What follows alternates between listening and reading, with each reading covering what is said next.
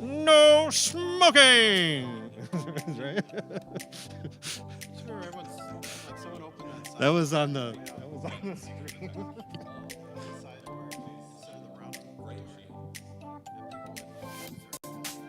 Yep, walking out.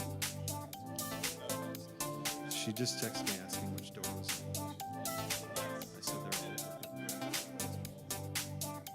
I know, I just started. Probably have to refresh it.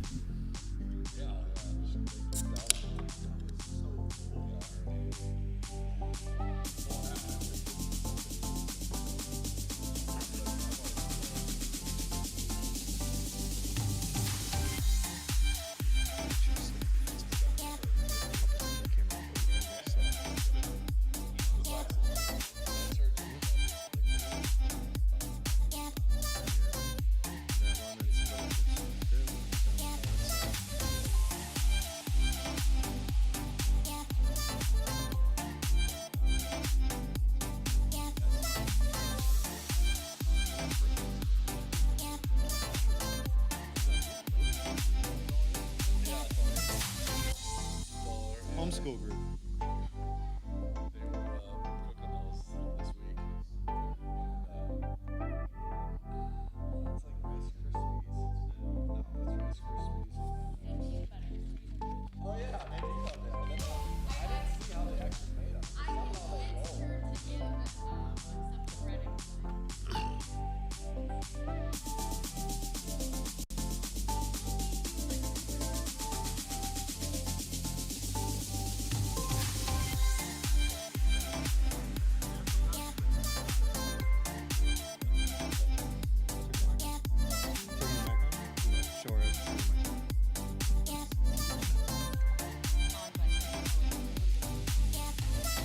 It's like Rice Krispies peanut butter. I think there's like chocolate, and I think what's the Butterscotch. butterscotch? We're Baptist. Scotch. A little bourbon. Scotch. And they were passing them. Turning the music down Oh, now, sorry. if you want to keep talking about all that No, stuff. yeah. Well, the thing was, now I'm like, there's peanut butter in that?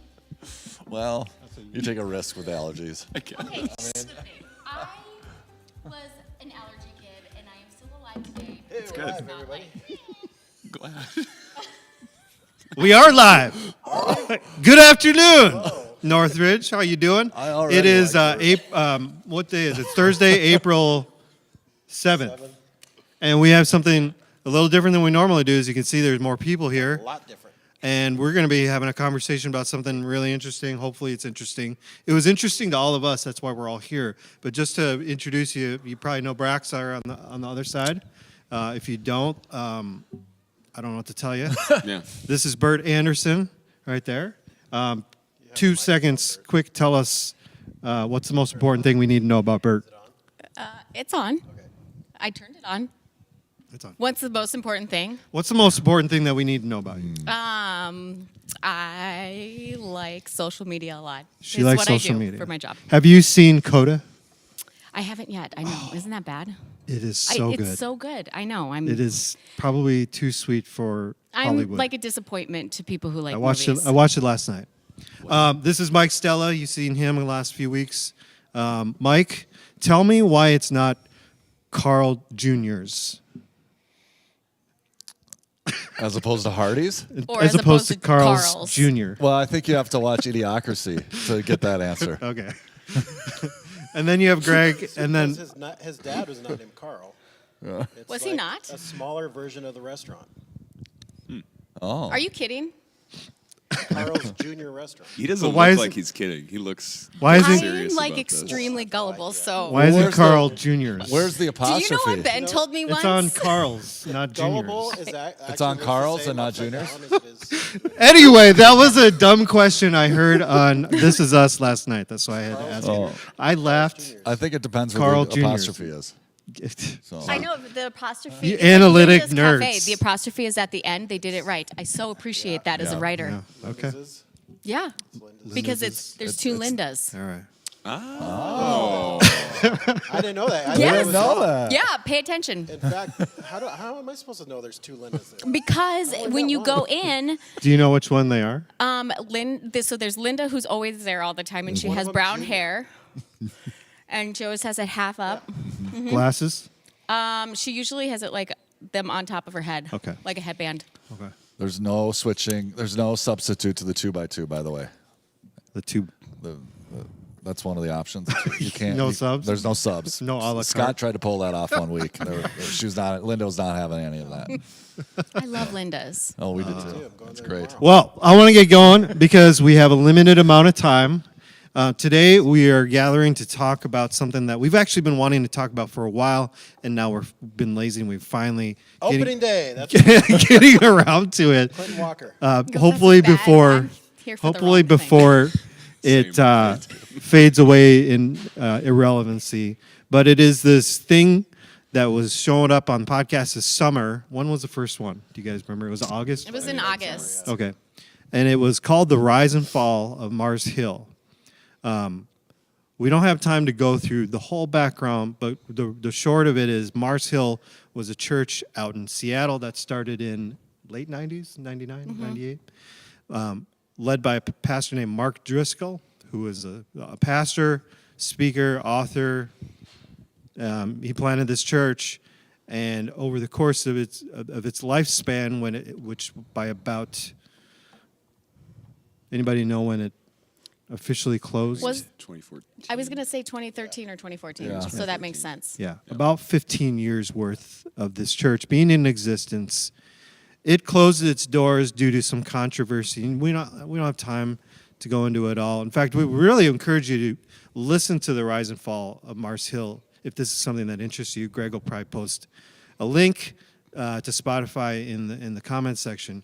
But it brought up so many questions, and here's just some main themes that I had pulled out of here. And there's probably way more, and we could talk about this for hours and hours, but we have could. a limited amount today, and maybe we'll get together again and have another And I conversation. will talk about it for hours. Really? Yes. But some of the main themes, obviously leadership, in particular dysfunction, maybe power dynamics in leadership, theological controversies, Christian celebrity, terms like platforming, maybe cult following-ish, and then other good things like servanthood, deconstruction of your faith, dealing with trauma. So those are just kind of a wide variety of topics. And what I did is we had intentions of doing a longer form one of these, but I had put together a bunch of questions and some topics and ideas. Now, we talked about a few weeks ago deconstructing your faith already. So we'll probably just stay away from that. And maybe I'll just kind of start on some of my questions, and we'll kind of take it from there.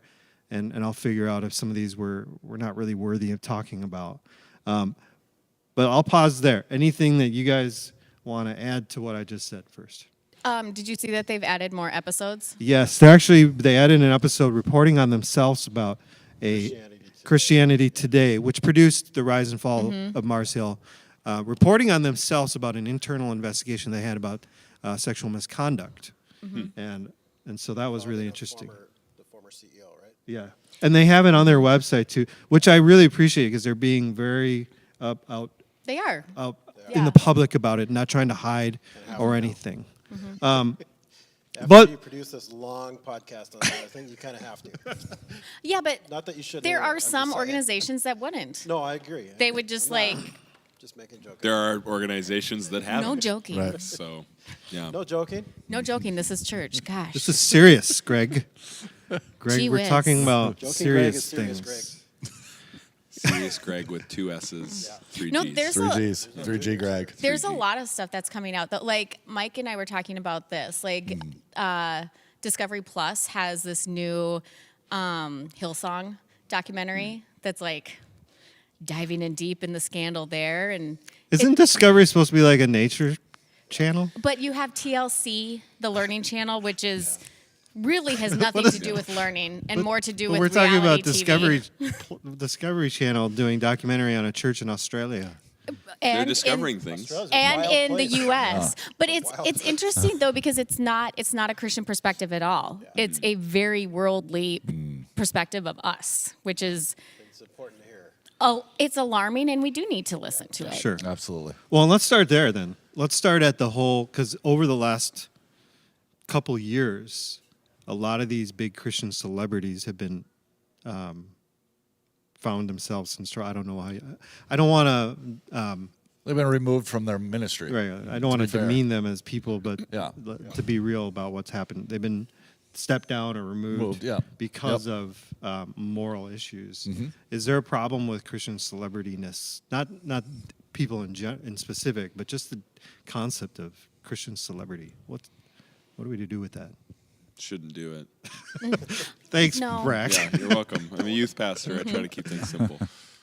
I don't think you can, though. I mean, I don't think that unless you have somebody like Jesus who can be humble, really humble, and understand it's not about him, I don't think as a human being, I do not think that we're able to see success, especially on that grand scheme, and not keep it about ourselves.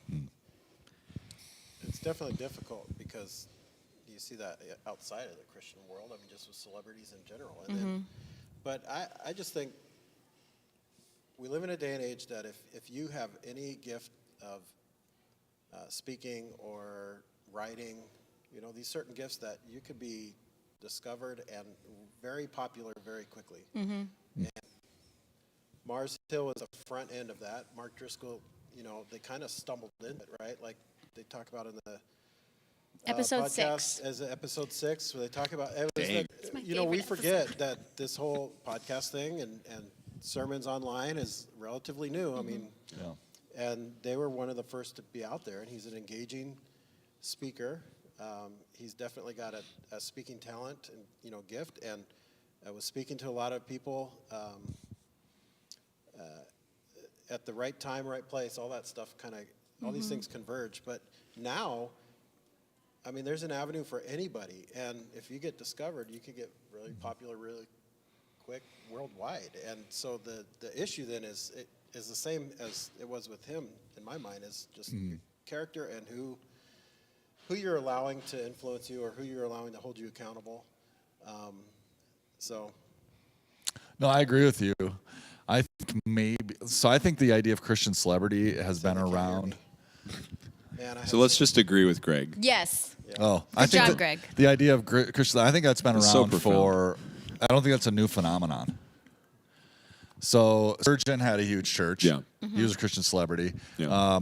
Dr. Martin Lloyd-Jones, big celebrity.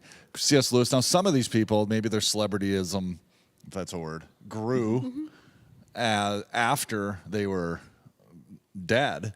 But I think maybe the difference so the idea of Christian celebrity in big churches, I mean, that's been around. It just has been around. I think maybe the difference is the rate of which it goes from almost 0 to 100 so quickly now. And there is maybe less of an on-ramp to getting used to that position of being a celebrity or understanding the weight of what your words mean and the influence of your church.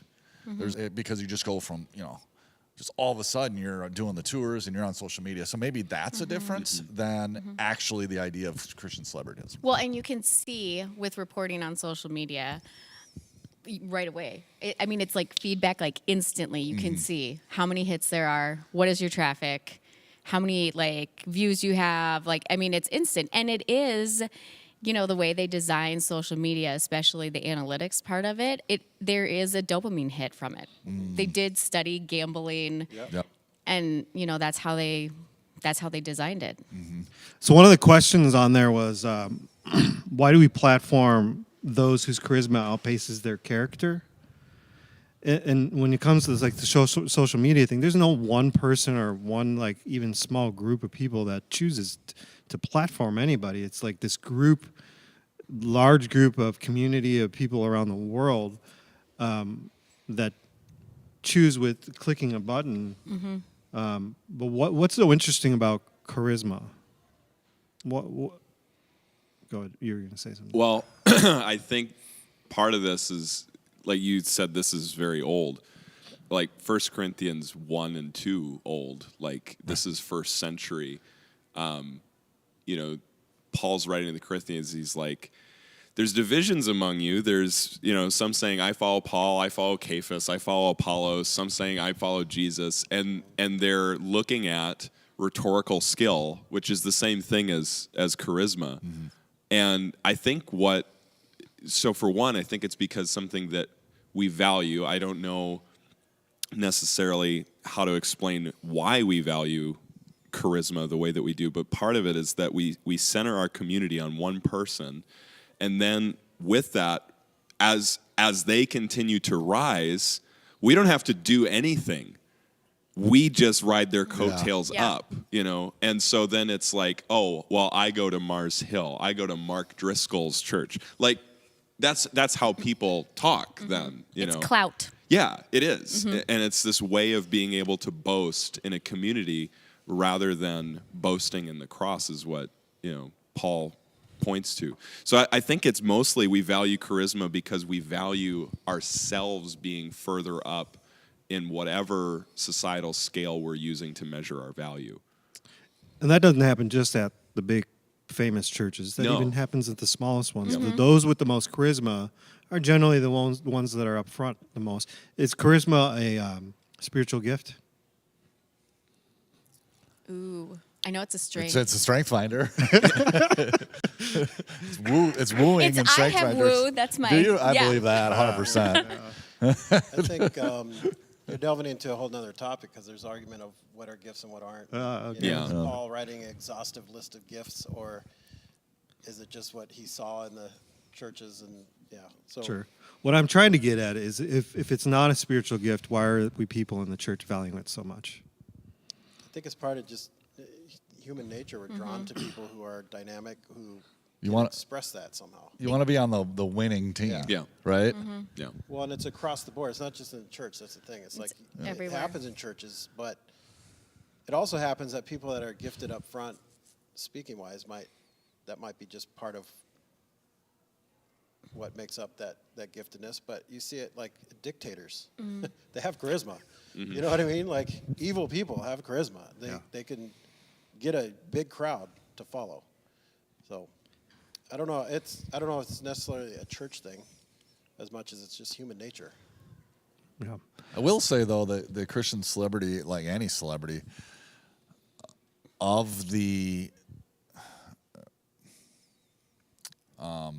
but I would just say there's a lot of traps there to look out for. Like, that would be a hard thing. As the person As who the is the person, celebrity? right? Like, they're. Yeah.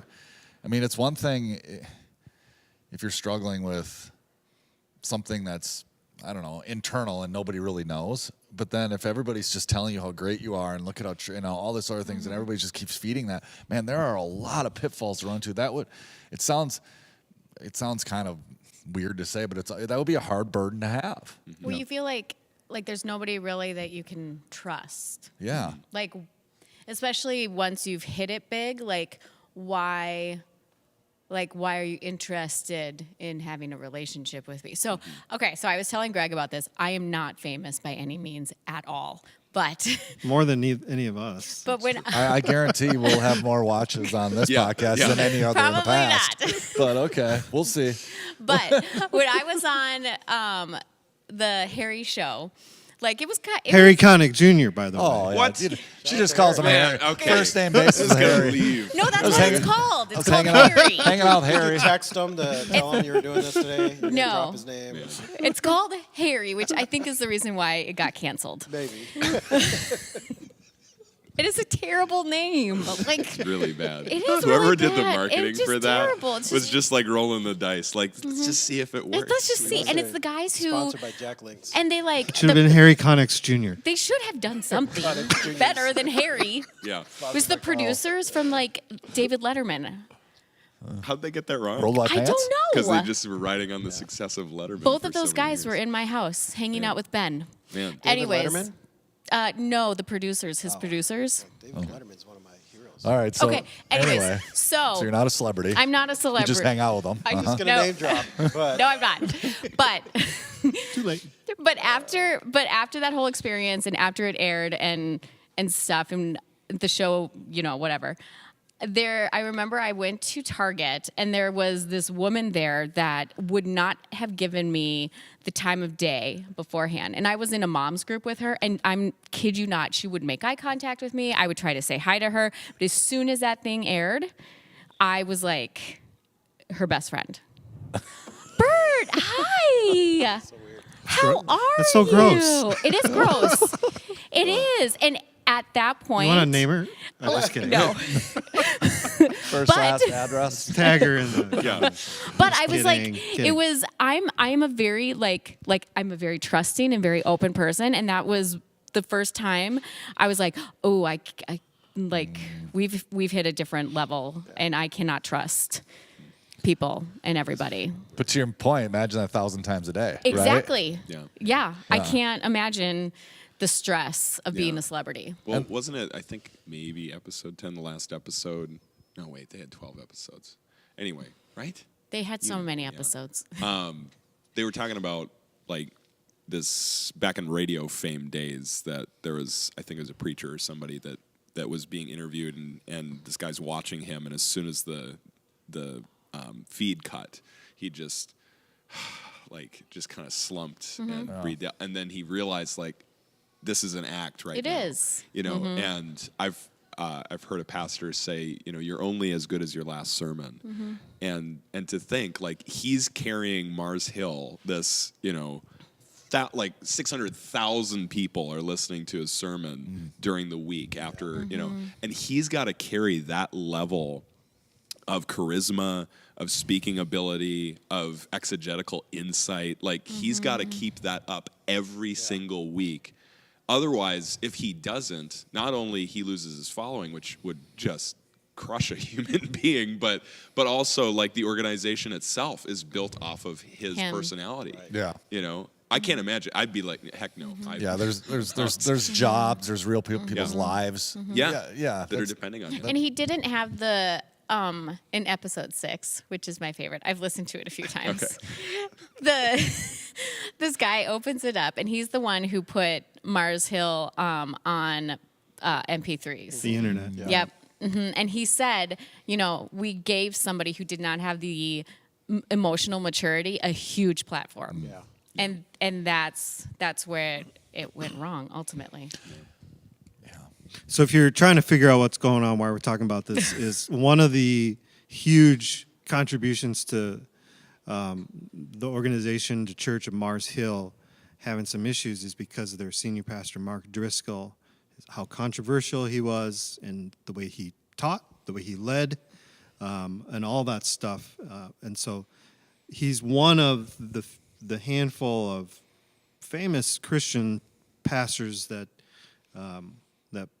if you are paying attention at all, would know about in the public eye that in the last few years have had some issues with their position and who they are and having to step back and being removed from their position altogether, or in this case, a whole church closing its doors.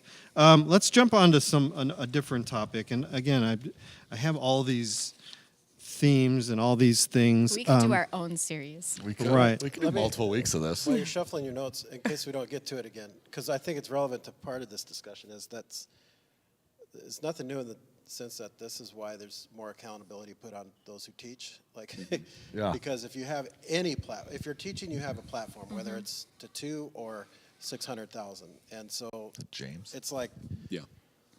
James 1. right. James As three. it James turns 3? out, it's James nothing 3. new. It's human nature. It's a seminary student. Yeah. Let's do a more broad question. What did this podcast teach about leadership?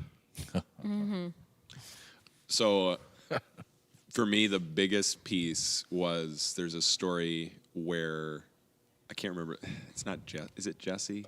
Like his right-hand man.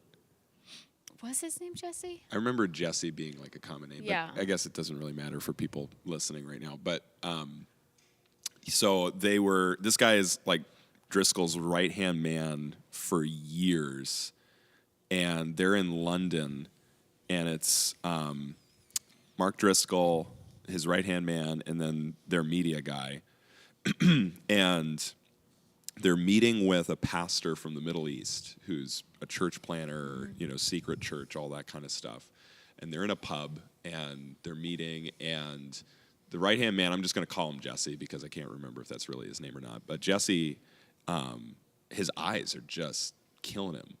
Oh, I remember this. This was just like, for me, this was the one thing that I'm like, I cannot ever forget this.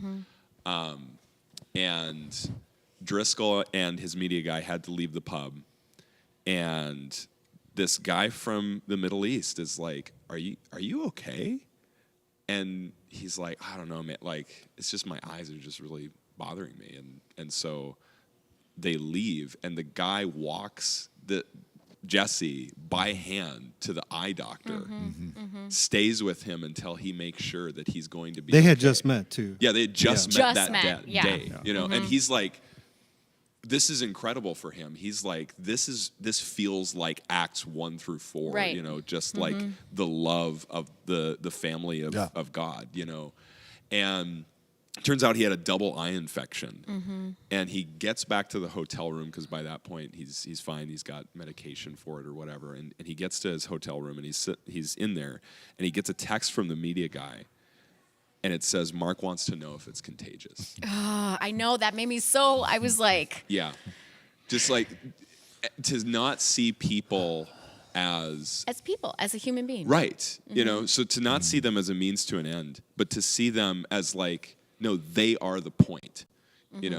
Like we can't forget that what the gifts we've been given, what they're actually for, which is totally like an Encanto reference. But like the point of these things is to love people. And if we miss that, then like we're not actually being like Jesus or doing his work at all. And we don't talk about Bruno. We don't. We don't talk about Encanto It's my because favorite. that came out after this podcast. I'm It sorry, can't be yeah. No, it can't be a reference to something in the Yes, future. it can. now. No, not possible. I So- appreciate Andy's that. favorite. Thank you. You're welcome. Well, what's Encanto was interesting? amazing. This That's the guy, only this movie. this Middle Eastern guy was more of a pastor to this dude than Mark Yeah. ever Yeah. was. Which Yeah. is so sad It because how is. closely had they been working together? Right. And Yeah. clearly he didn't mean anything Yeah, to Mark. yeah. Expendable. So what's your answer for For what? the leadership? What other leadership ideas did you take away from this? Oh, golly. Positive or negative? I will say one of the things that was hard to listen to in the beginning was how Mark did have a real heart for single women and children who were in need. Yeah.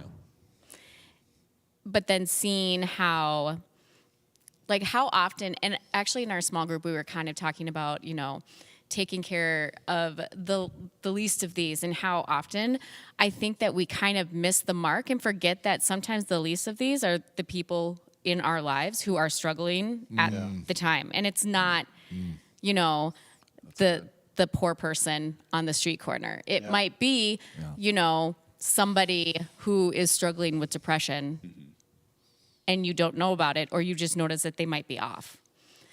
And so I think part of being a leader and where maybe Mark went wrong is he should have taken that focus in the way he was with single moms, and he should have in turn, treated his staff and his leadership team that way too. That's good.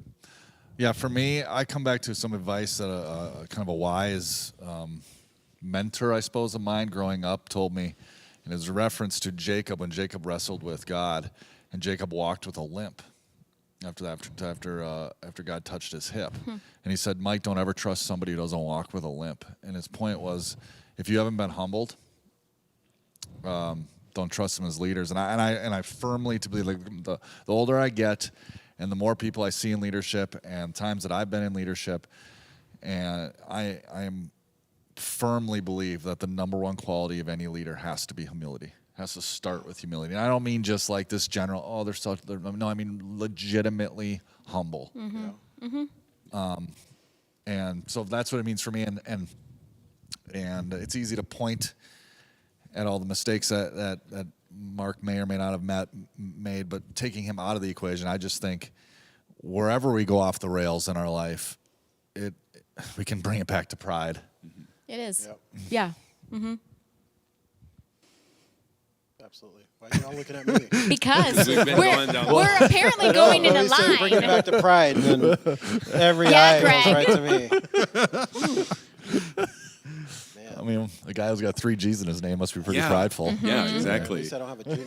That's one more than the average Greg. So you Blame are. my mom. That's not my fault. That's my mom's fault. 'Cause More listen, than the by average way, G.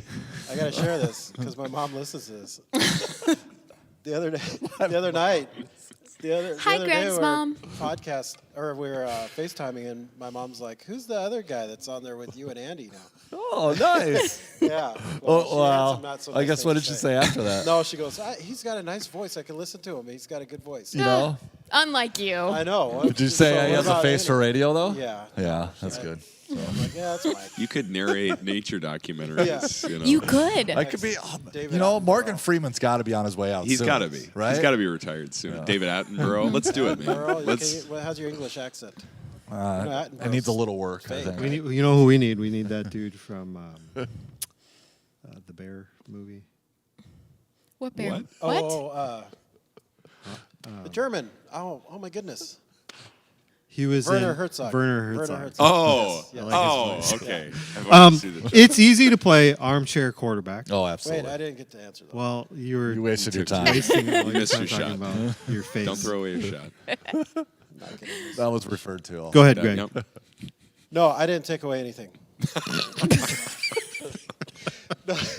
No, a lot of the leadership. No, okay. To be serious, a lot of the leadership stuff in this podcast struck really close to home because I had been involved in a church staff where the leadership took on very similar nature, I guess you can say. Not so much like as maybe not as brash as he would be, especially publicly, but the staff meetings or behind closed doors was very much like a control thing. And if things happen, it was like warnings of like, you know, if you talk about this to anybody, you'll be fired.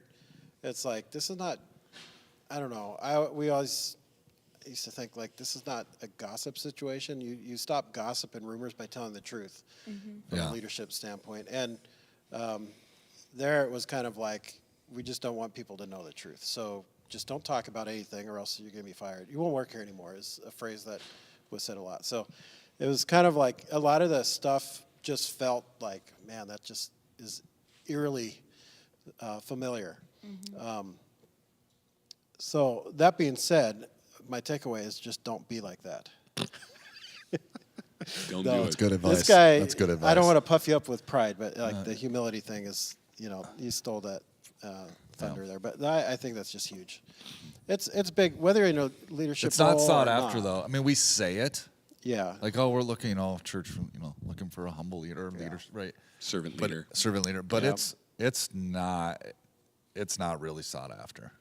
No, charisma definitely takes Right. Yeah, it is. precedent. Right. Well, if you look in the church world, in the last, I don't know, 25, 30 years, just the push of leadership and what that means and how it's presented is more like the CEO leader. Yep. You know, and they talked about that with like Hybels. You know, there was people, Fortune 500, people said, or who was it that said, it was one of the big business Yeah. writer guys. It was Yep. like he could be a CEO of any, top corporation. It was, well, yeah.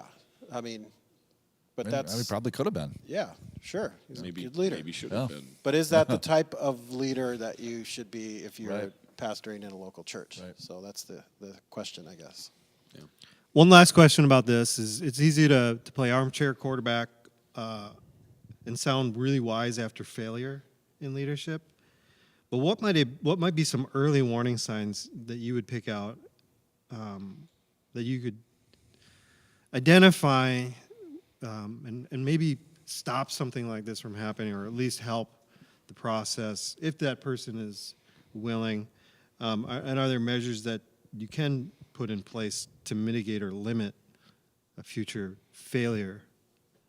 Can I clarify the In question? particular, in church. Is it like for yourself or Could be for yourself or Or Okay. in the Or situation. in the situation? like Okay. Greg for me. He sees this, and Yep. Gotcha. I think So like a one-on-one though, like just Yeah. like so I would approach you. Or, could be. Okay. maybe one-on-one is, Or you from know, the periphery, like what if you see something happening? yeah. Are there any systems that could nobody's out there. work really well? We're talking about food. Stealing food from Yeah, homeschoolers. No, not stealing. Borrowing? Borrowing. You gonna give it back? I think stealing Next would probably week. be better. Blessing them with your 2 fellowship. days. I Yeah, am yeah. helping them. We break bread together. Helping them get rid of it. Somebody brought pizza into the church, and so Yeah. it smells like pizza in here. And it's lunch, and I don't think anyone here is Okay, eating. before I these did. guys say all the smart stuff, I will say one warning sign. Now, the reason why I asked to follow up is like because of this experience. I will say from the periphery, if you're in an organization and you see people who are close to the upper level leadership start leaving, if you see people who, especially people who were there at the very beginning, and they're leaving, and it's usually covered as like, you know, God's called us elsewhere, and you know all the right Christian stuff is wrapped around it. But if you see it, not just from one, I mean, people move, people leave, but if you see it multiple times with a lot of, especially again, people that were close with the upper level leadership, whether it's the top guy or the, you know, elder board, whatever it is, leaving, then at least start paying attention. That's a good point. That is. I never thought of that. One thing that I've heard is that a wise person is always willing to like accept like not you know like helpful criticism and is always willing to be Yeah. mentored. Yeah. And so that is like a huge warning sign, even for myself. Like, you know, constructive criticism is a good thing. And I am not a perfect person and will probably spend the rest of my life growing and learning. And that was one of the things that Mark That he his wouldn't have anybody. rebuttal yeah. that he couldn't Yeah. be mentored by a certain pastor because his church was bigger than theirs. Yes. Remember that? I remember Yeah, that. It and wasn't- to it was clarify, John Piper. It yeah, wasn't It was John John Piper's Piper. church was Smaller smaller than- than Driscoll's church. Right. Which was I was, Right. yeah. I'm John Well, I think Piper. it's- like, Yeah. I'm It's doing relevant ministry just longer because than it's- Driscoll Right. was alive. Yeah. It's not like a pastor down the street. I'm sorry, I'm better than John Piper, so I don't mean. Oof. yeah. So not being able to be mentored is a big warning sign, or not willing to Yeah. be mentored. Or I think to Greg's point too, look, I think one of the signs is, are you willing to surround yourself with a diverse group of people? And the people that tend to fall, what I've seen is either it's a really small group of people that they have around them, or they're like related. You know? Would you say yes men would be another Yeah, category? that's what I was thinking. Yeah. Yeah. Because I know of a church in California. It's like all of their staff just agrees with the lead. Like, and that's a requirement in order for you to be on staff. Pretty much is that doctrinally, like all the way down, like from first tier issues all the way down to like third, fourth, sixth. Like you have to agree on everything. And I'm like, oh, it doesn't sound very healthy to me. I can't imagine the 12 disciples always agreed on everything. I can't, you know, So especially and Judas. Jesus seemed to be a little He open just- to. We know they Yeah, didn't. yeah. Jesus seemed open to having diverse Right. discussions and viewpoints. Yeah. So Like, I think something too is. Did I cut you off? no. Go Okay. ahead. he's done. Oh, you had your. Cut my mic long ago. It's just silent film while you're talking.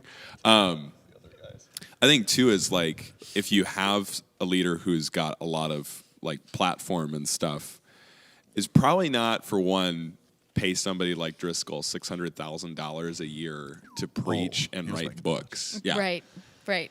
probably I think what would be good is to put him in contexts of ministry where he's not gifted and that there's no praise for it. You know? Yeah. Because like I've as a youth pastor, I'm like, this is awesome because there is no like, oh my gosh, here's your platform. You're the best youth pastor. Like, if I was the best youth pastor on the planet, how much platform would I have?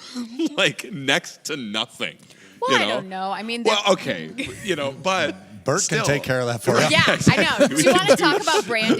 No, I don't want to. But the thing is, of like, you know, cleaning toilets, Can you imagine if Mark Driscoll cleaned toilets, at one of the massive campuses that they had, or just went to a soup kitchen and helped homeless people, and no one knew who he was. Right. I think that's the key. Yeah. It's like, and then I think with that is then you, like we were talking earlier, is people maintain their humanity then in those contexts. When it's one-on-one ministry, loving them and serving them, is it maintains the, they are made in the image of God, and if they're a Christian, they're a member of the family, and it really doesn't matter, like, how big I am. This person is what's mattered. It keeps us grounded, I think. It does. When we do yeah. dirty work like that. Yeah, it does. We're going to go check on those Yeah, people? Okay. That really connects to what Mike was saying about humility. Yeah. But as far as like how to practice humility, So are you saying then you should be leading worship here soon? no, Putting yourself in a Well, I was position gonna, that you're not I was, good I was at, gonna and take you're- vacation after Easter and put all the staff people. They'll up put you in there. a real uncomfortable spot. Okay, if all of the staff are up there, I will join, because then we share the shame and humility. So We got a little bit like, man, I wish we had like 3 hours to talk about this because That's there's okay. We can do it next week. so many In the things. week Next after. week is the Holy Week. the Holy Week Just Thursday kidding. service. We can do some more afterwards, important. and I'd be up for that. For doing more I think nuanced, so. Yeah. We got to do more. more nuanced talk about it. But let's go back to kind of even the bigger picture of what do you think the purpose of this podcast was? Go ahead. Well, Ladies first. Ladies first. You have much better things. I like to just basically repeat what other people already said. no, you don't. You and have then I good sound things to smart say. if I just say, See, I now agree you're with them. false humility. No, I just like to agree with whatever they said. So you go first, and then I like to just say No. ditto. I think, okay, so there's a part in the opening credits where I think it's the woman who's saying, that we, as a culture, we've given, we're more willing to, follow these narcissistic, people, charismatic, narcissistic people, than look at their actual character. And I think that at the heart was a real deep dive into how did Mars Hill get to this point, the steps that it took to get there, and then also it did not really. I mean, it showed how Mark was broken. I think it did make him a human. Yeah. Yeah. I agree with everything she said. It was an amazing point. And I'll just add one thing to that. Is it your own thing or is it piggybacking on something? Yeah, it's just piggybacking on what my personal feelings of this podcast completely changed. And so I think with that, What do you mean? at first I was like kind of annoyed by it. Like I was like, this just seems like gossip and like clickbait for Christianity Today. And I was kind of annoyed by it. I'm like, this guy's still in ministry. This seems like maybe they should just deal with this at Mars Hill or deal with this at his current church. And it felt like they were kind of exploiting this Christianity Today. And then I realized, you know what? This isn't just a Mars Hill problem. This is a problem for many churches. It's a problem all the way down to the individual. Because I don't care who you are, you can relate at some level to the failures of anybody who has failed. And in just specifically this case, you can look at Mark, or at least I could, I'll speak for myself, and go, I can see some of those own failures in my own life. And so I think the purpose, I don't want to speak for Christianity Today, but I think maybe the purpose was for us to realize narcissism or all the other issues that they brought up are not isolated to just Mars Hill. Right. Yeah. When Narcissism Comes to Church by Chuck DeGroat, and they have Chuck DeGroat on the show a few times, what you guys are saying about like seeing that it's not just a Mars Hill issue. It's not just oh wow, that's so bad that they did that, but Right. I never could. Like I read that book and I highly recommend it because he kept saying, like, after every chapter, it felt like none of this is to just condemn the narcissist, and we need to understand that, we shouldn't just condemn these people. And I'm like, dude, you're not writing in such a way that I'm like, oh, those bad people. It's like, dang, I see so much of that in myself. Yeah. And to see that, okay, these are the ways in which we're all broken, and if I don't pay attention to the ways that I'm broken, then I could lead to breaking other people.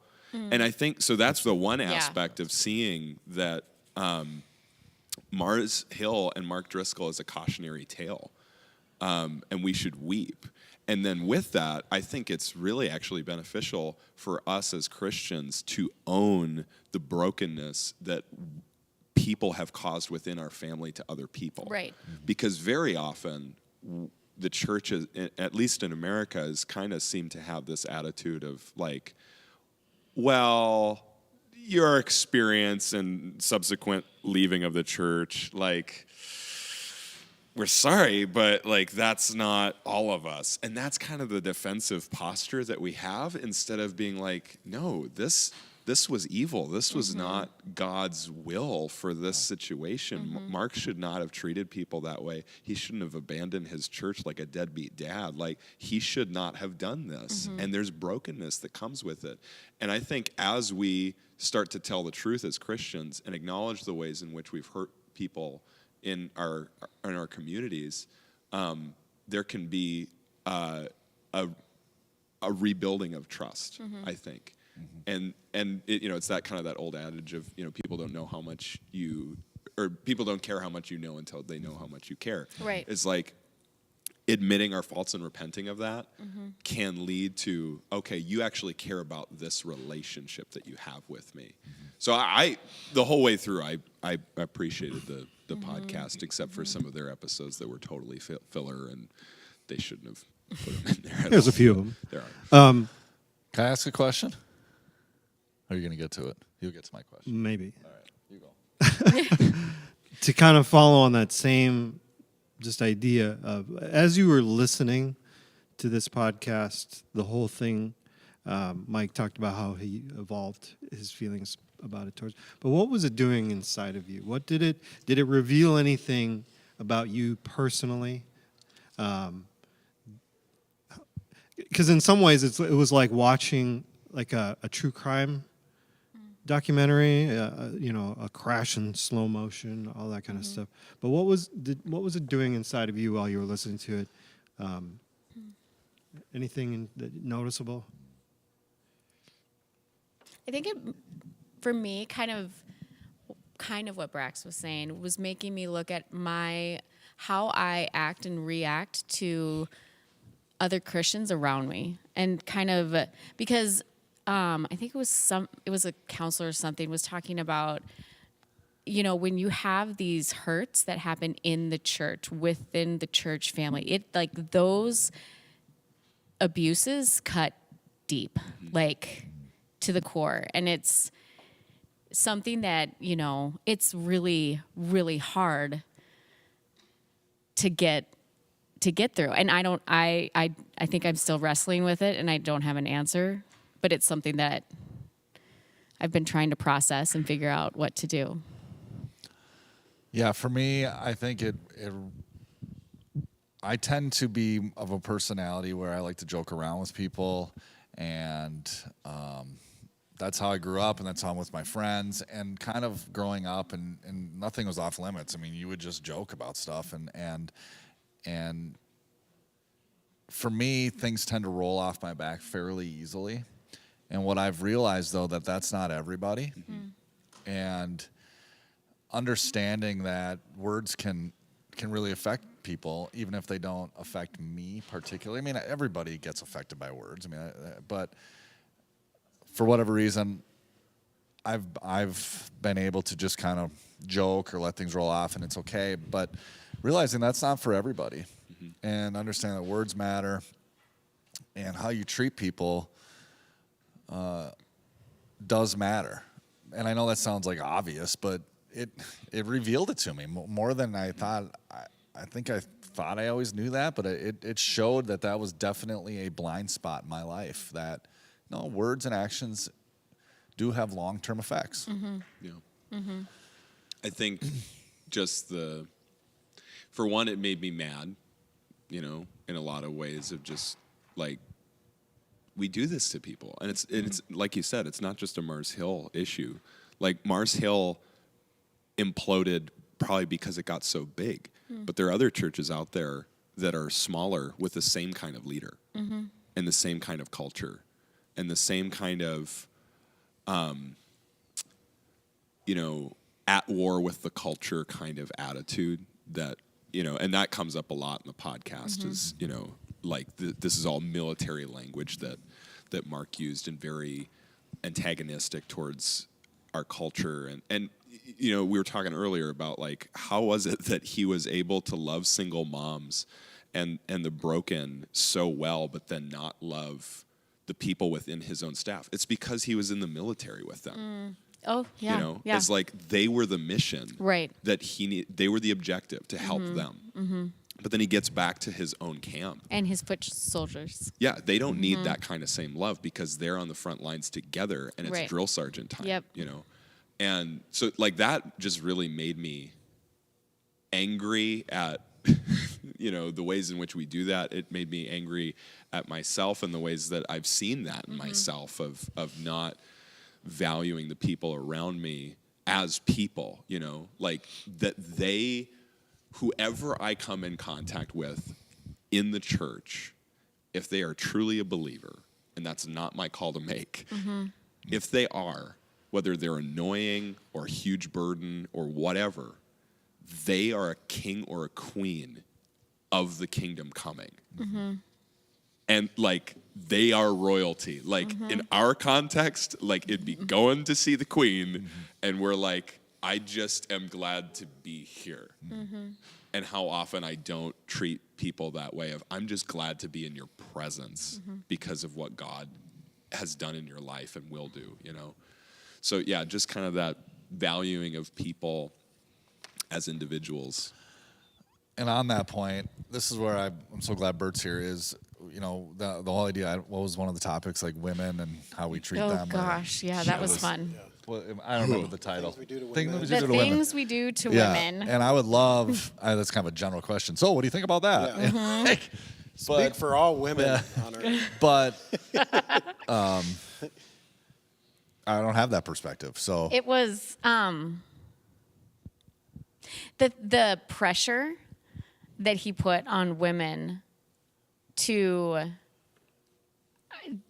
I mean, so if you haven't listened to it, it was very patriarchal, like marriages were. Women were to stay at home, serve their husbands, literally serve their husbands. nachos. Nachos. Buffalo wings. Yeah. Yeah. Yeah. And I don't know. It was gross listening to it. And women were objects. There was a lot of talk about how, as a woman, you need to keep yourself looking great. Yeah, that if the man went out and had an affair or wanted to go to strip club, it was really the woman's fault It was the for woman's not fault. keeping him attracted. That was stated, like it was, like, didn't he say oftentimes I see in those situations, it's the woman's let herself go is what he said, something like that. Yeah. So, and I don't remember if it was that episode or if it was an episode later that there was a couple on there talking about marriage or like couples counseling that they had where the husband did have an affair. And it was solely put back on her that it was her fault. Yeah. And just listening to that and just the brokenness. I mean, yes, it takes two for an affair to happen, but to completely take all blame away from the person who did the act is just, I don't know, it gives me goosebumps and makes me mad. Yeah. We got a little bit more time to talk. I want two more things. One is in the opening. We talked about the opening, which is really a great thesis, as so to speak, for a podcast or for a sermon or whatever. But this intro that we heard every single episode, which is weird because they changed it for like the last episode, maybe even the last two. But they had this phrase in there: "Mystery of God working in broken places." Did they share enough of that? To my liking, I don't think they shared enough of the mystery of God working in broken places. At least they didn't highlight it as the mystery of God working in broken places. I think we can assume. I think the mystery is that the people who were there and were badly hurt seem to all still have a genuine relationship with Christ and have not left. Yeah, a lot of them. Yeah. There's definitely, obviously, a couple that were not. Right. Yeah. And I don't mean that just because they swore on the podcast. Or No, anything but- like that. But And even some of those who were swearing, I think, were genuine believers. sure, yeah. But they're from Washington, so. Oh my gosh. We're from Seattle. Yeah. Of So all they're gonna places. swear. Well, I mean, the come on. podcast opens every episode with him swearing. Yes. From the Yeah, pulpits. that's Yeah. true. Oh my gosh. I think it was definitely sprinkled in there. Maybe it wasn't phrased as such, like throughout, but I think one of the, I guess, mysterious things or the harder things, because you think like, well, who would stick around in that environment? But a lot of them kept saying like, God was working and doing amazing things in a lot of people's lives, and people were coming to know Jesus, and so I mean, there are great things happening. And I think that is one of the mysteries of God. He uses broken people, broken places, and broken systems, and he still works. And we could do our part to, do our best, I guess. But God still moves, and he moved in a powerful way through the ministry. Yeah. I know personally, a lot of friends that were really influenced by a lot of Driscoll's teaching, and in a good way. I mean, they were influenced in a way to take their relationship with Jesus more seriously, take personal responsibility as a just a human or someone who's following Jesus, like more seriously. And so, I mean, there's a lot of good stuff, but read Genesis, read like through the stories of who God uses.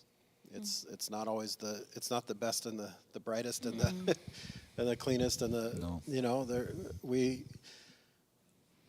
it gives us all hope. Like no matter how bad we are, God can still use us. No matter how much we fail, he could still use us, but it's also not an excuse to be that way. So I think of Paul, he's in prison and he says, some preach the gospel for pure intentions, others preach it for ulterior motives, essentially to make his time in prison worse, right? They were intentionally preaching the gospel just to make his stay in prison worse. But he says, whether pure intentions or not, I'm just happy that the gospel's going forth, right? And we don't know, we don't know Mark's heart. We don't. But the gospel went forth and God used it. yeah, And that's a mystery. yeah.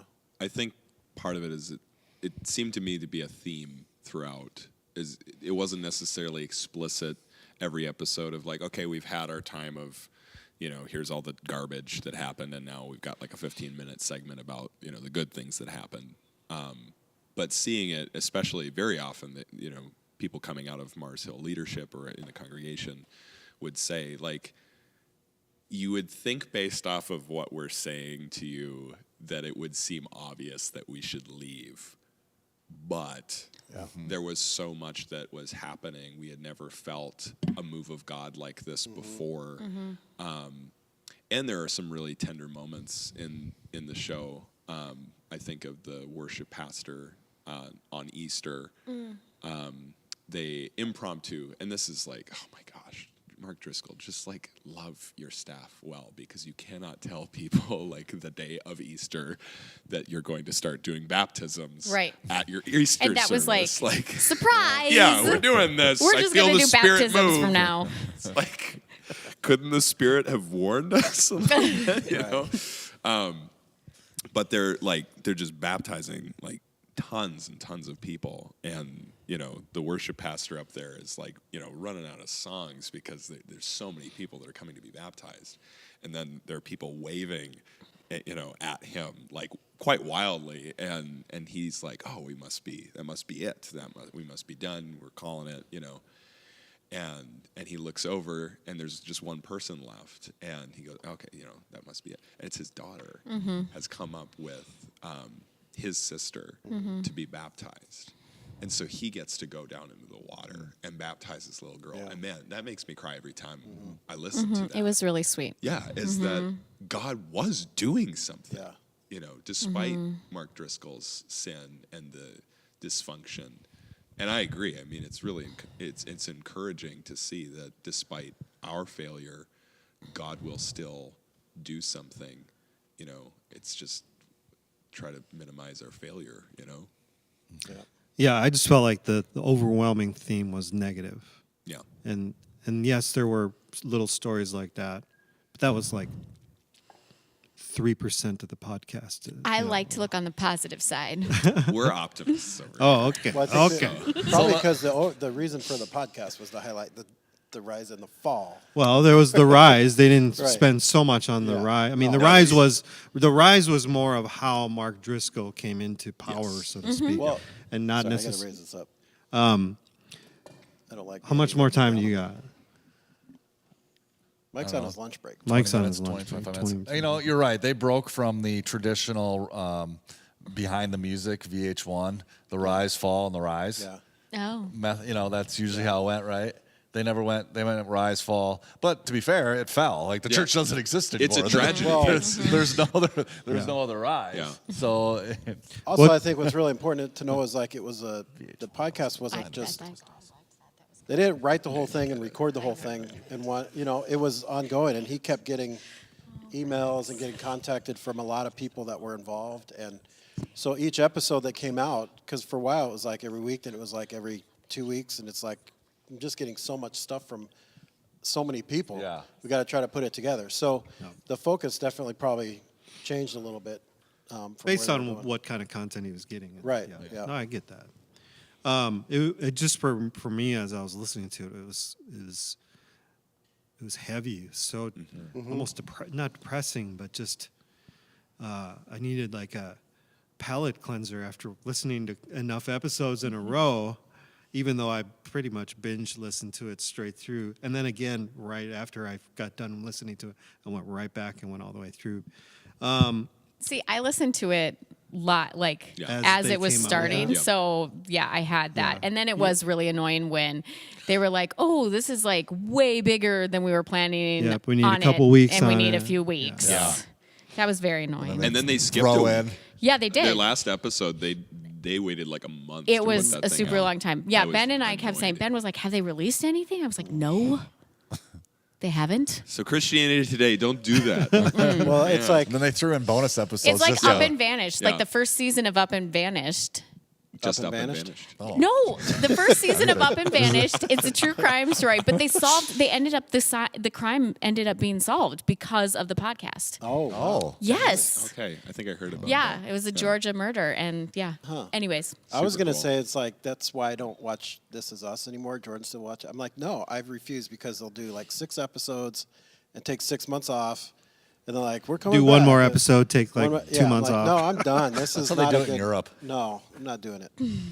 It's pretty good. I Either watched throw the it most. all on there like Netflix, Isn't it or do over it now? once a week. No, there's still like a I couple think- more isn't this- episodes I left. thought- okay, this is apparently, the last season. 6 more This is months the to last it. Is it season. really? there was some episode that Mandy Moore read the script to, and it made her weep uncontrollably and vomit.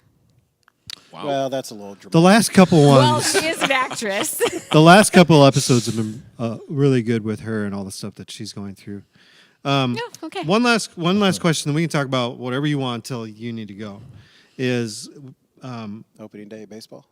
I was wondering why maybe they didn't even need to, but there was like virtually zero scripture involved just in terms of guiding like what we think is right and wrong in this whole process, what we like or we don't like, or what we think is good about Driscoll's actions or not good about Driscoll's actions, or whether it's church this or that, but to guide the listener towards a foundation of understanding of why the actions of Driscoll and the leadership of Mars Hill were either abusive or destructive to those involved, or even just our Christian witness to the public.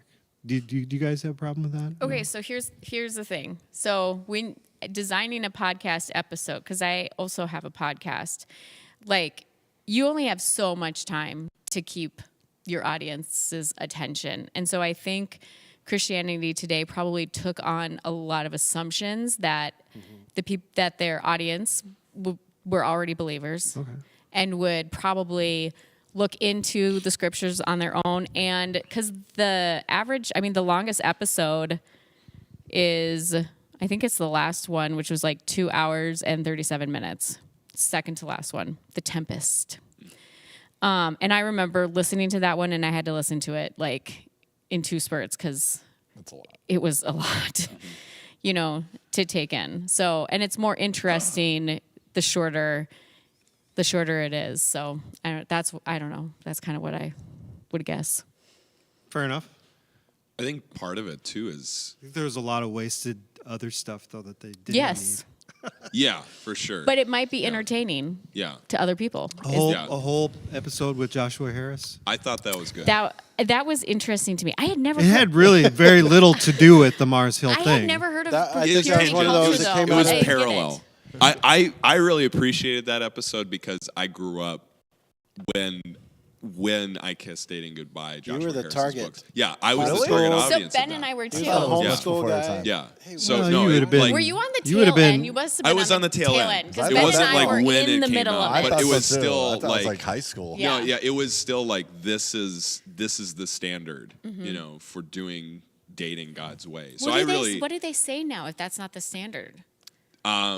I think that'll be a different podcast. Let's talk about that next. I really wanted to talk about that today because I have so many thoughts. Well, for the thing that is, part. But and can I- We should talk No, about that. no, I talked because- about that with my Okay. Julie children. was arranged marriage. I So- did not Yeah, not we like arranged that Oh, okay. podcast That episode? episode. It's a champion Yeah. thing. And what I wasn't Before. saying is that was a bad episode.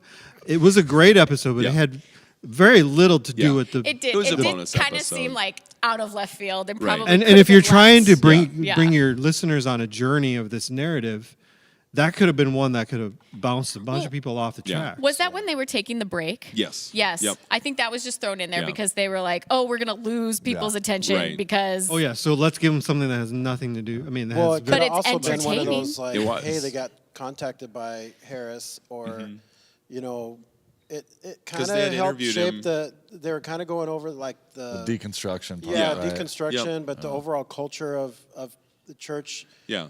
Because And a lot his of that, lead was friends with Driscoll.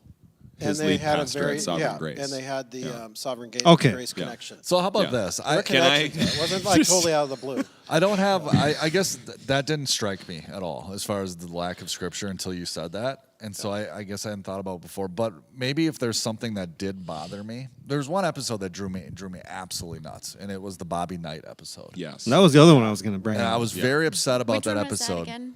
Yeah, the one that's easily forgetable and you could easily. So it was the one where he got into an argument with the female pastor of another church in Seattle, and okay.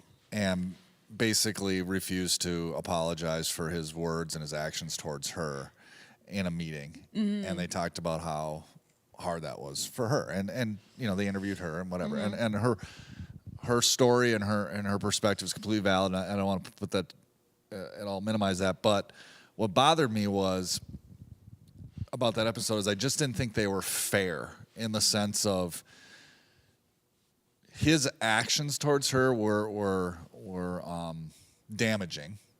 However, one could argue that her theology could also be damaging, or someone's theology could be damaging. And they basically in the podcast was just like, as long as you treat people good, that's the most important thing.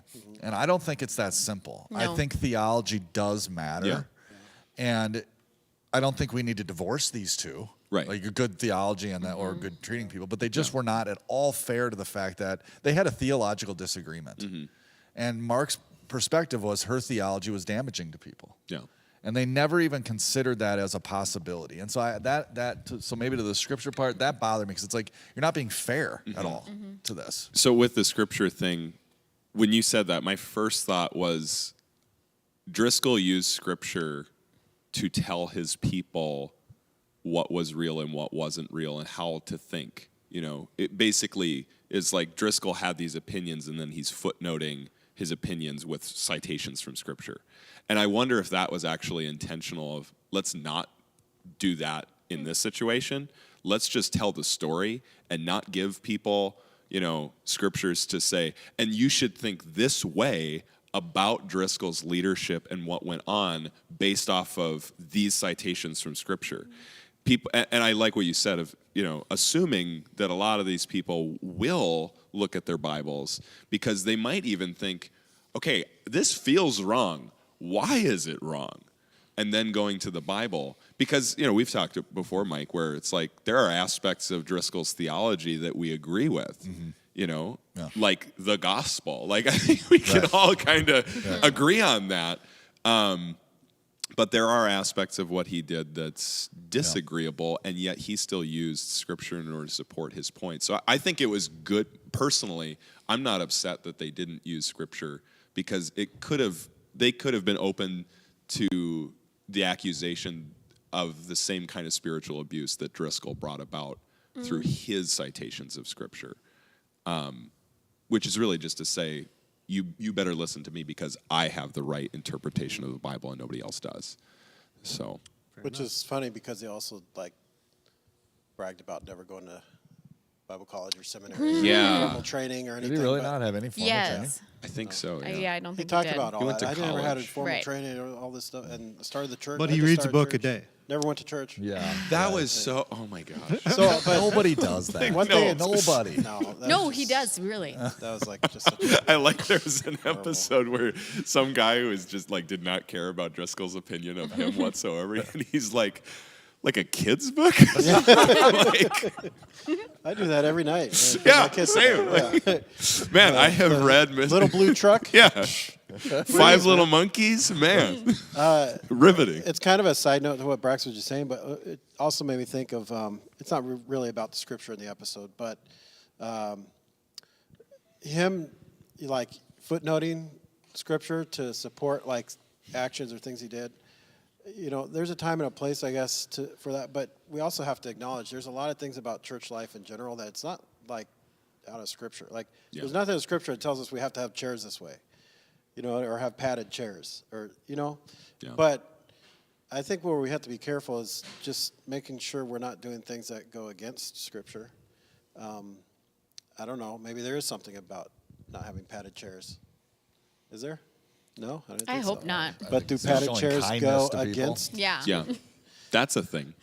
So, so it's not necessarily about the podcast, but overall, in leadership, in church leadership, it's not every single thing we do is straight out of the scriptures. So, Right. Yeah. so it is kind of disingenuous to say, hey, we're doing this, and here's why, and man, that feels forced. Right. No, just do it. If this is what you're doing, just say you're doing it that way because this is your leadership style, or this is what you feel is appropriate. But this Don't- was part of Driscoll's Don't blame brand, God for it. right? So- This is Driscoll's branding is Yeah.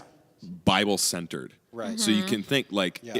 everything we do is straight from the Bible. Right. And so then you got to think if he does anything and doesn't add a scripture citation to it, then he's losing that part of his brand, Right. And it's just better, I think, to what you said. Yeah. There are issues of conscience, there's issues of culture and style and preference. But and it was also supposed to be they were creating evergreen content, that will last yeah, forever. It's relevant forever, and it also Googles well. Driscoll. No, Just his stuff, or- the content, the Okay. sermons, Yes. Yep. SEO. Yeah. You're giving 'cause they us a would lot just- of inside baseball talk Search here. search engine optimization. Green, Yeah. green acres and or what did you say? Evergreen content. You can't tell when it was released. Anything else that you guys want to talk about for now? Well, again, it sounds like it's worth getting together again and having another conversation about other stuff and more. But maybe in that time, you get a chance to listen to some of the episodes. If there's things that you would like us to talk about, email Greg at GREGGT And I at will forward it to nrf.life. Or me, Andy S. at nrf.life. And we'll probably put something together. We got Easter coming up. Any last words from you guys? Yeah, I think we got to do it again. We got to do more of these. Yeah. I would like to unpack some other things. Yeah. No. No, he doesn't have I anything. got nothing. Glad Brax? to do this with you guys. This is fun, and I'm glad we can, have these kinds of discussions rather than just one person, being in charge of content and charisma. And I will say this, and you can't see this on the podcast. That's a joke. That's a podcast joke. Oh, good job. Somebody brought in gallows. Should we be nervous about that here? Sorry. Yeah. I mean, how behind you, how Brax. bad was this? Yeah. Behind Off you, with Brax. the heads. Behind you. At our church, He's somebody talk- brought in he's gallows talking while we're about speaking. a It's a homeschool prop. group. They're dressed in no. costume. Well, this is Oh, for yeah, the gallows. Oh, over just there. Someone kidding. That's why I had to leave. No. Someone came in. They were bringing a prop for this kids' kids' musical musical. for Sunday. Oh, it's a We have prop. gallows. Apparently, I don't know. It's actually supposed to be a swing set. That's what I was thinking it Okay. was. Oh, Yeah. So I'm like, what are you doing with your swing set at home, Mike? I will say also I didn't know the those Stellas. Ooh. homeschool Yeah, group right. wanted to thank the staff for letting them. They use our church every Thursday during the school year, and so I got pulled into there, and they gave us a big. Me and Terry and Andy Rubel were in there. Big basket. Gave us a big standing ovation. Oh, wow, And that's then a nice. plaque, Aw. and Man. like there's all kinds of treats and goodies. You better down do there. something humble, And that's why I otherwise- came back in with a cupcake. Nice. So I didn't know you had a cupcake. I saw it. I was salivating. I missed it. Man. We are going to say goodbye to them, and Greg and I, or at least I will, whatever, stick around and do a couple quick news things for Northridge. But thank you guys so much You're for having us. welcome. coming, Thanks. hanging out and chatting. I would like to hear you guys' opinion on the Twins trade today.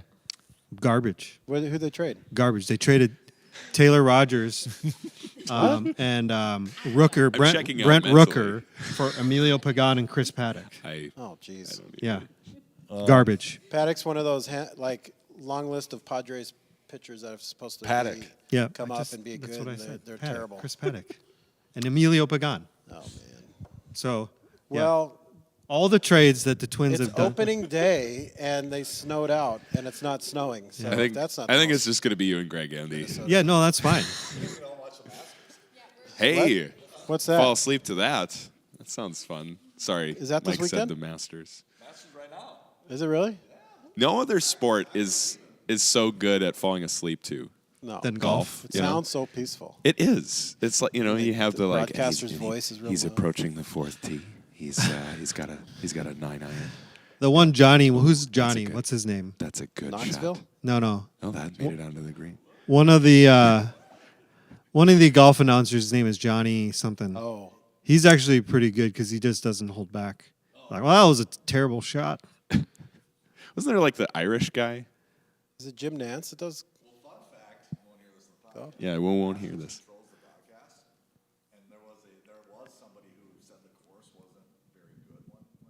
Oh yeah. Gone.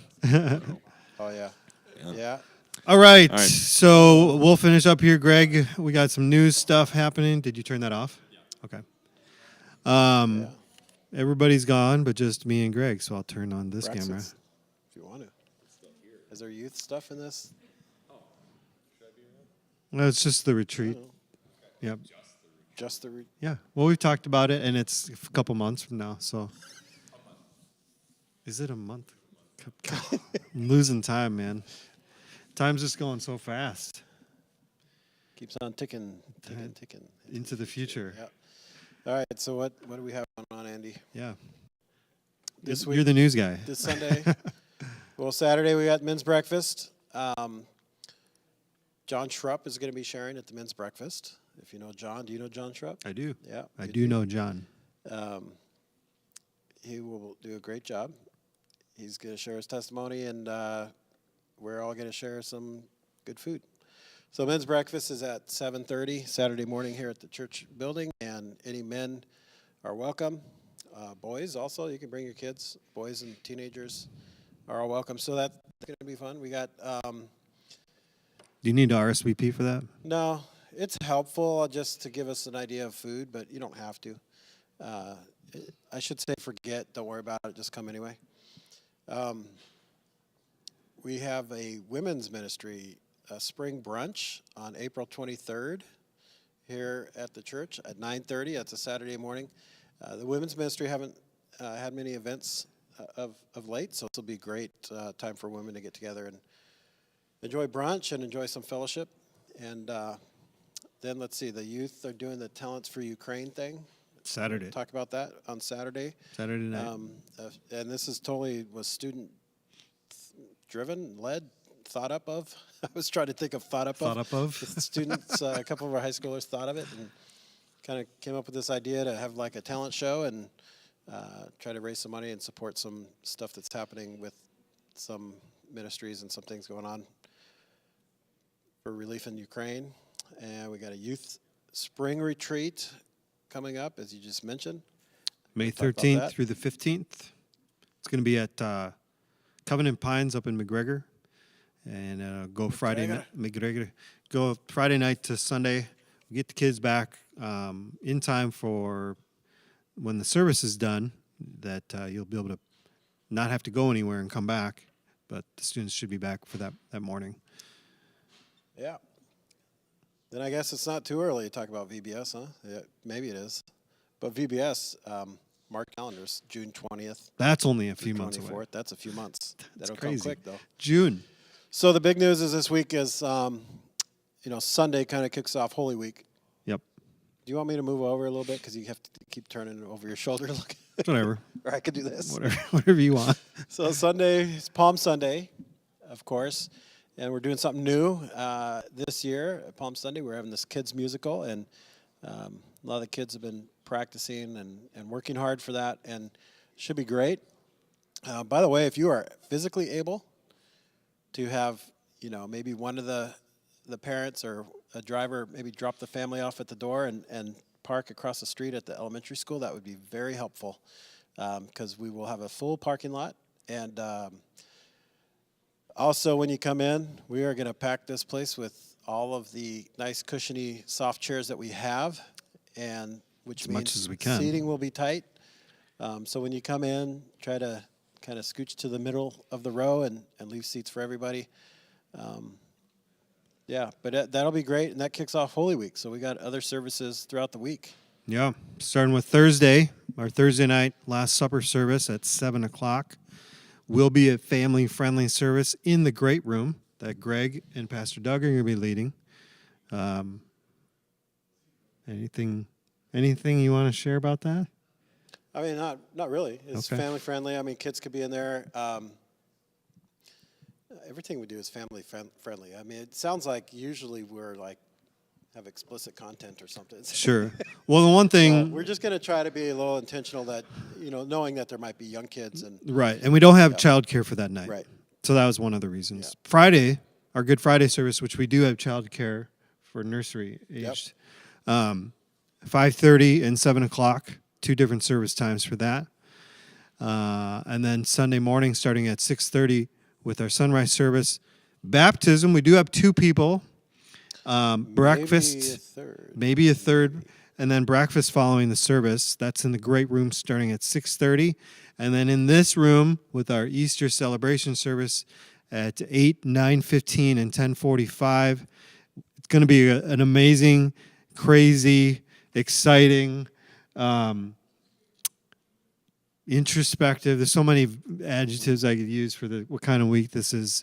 And we want to do it together. Invite you and have you invite friends, family, anybody you want to invite to any one of these services. You'll hear the gospel. You'll be immersed in the narrative of what Jesus has done for us.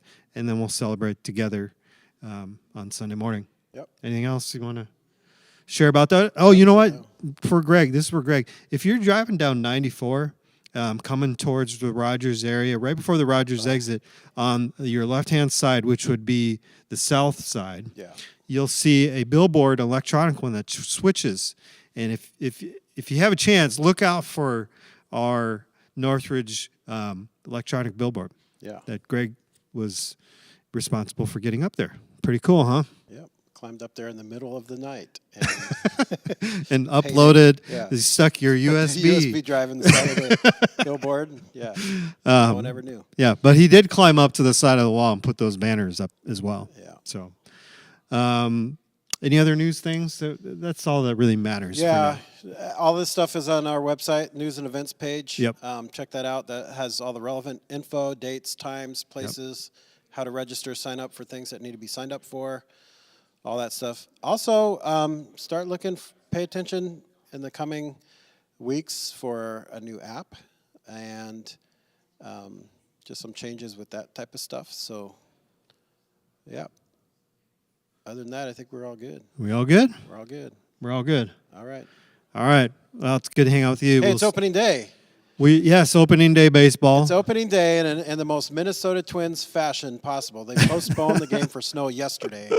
Like yesterday, they said They pre-postponed. They pre-postponed the game because it's supposed to snow, and it hasn't even snowed. Well, It's it was like it was spitting little flakes here and there. right, like sleetish type stuff. And I don't know, maybe it's supposed to get worse. Maybe. And maybe we'll wake up and there'll be like a foot of snow outside. That would be gross. It would be horrible. It would be gross. We won't do this next week, by the way, because it's Yes. Thursday for Holy Week. But we'll see you again on that would be the 21st, maybe Something like that. something like In a that. couple of weeks. That's crazy. So have a great weekend. Hope to see you here, and yeah.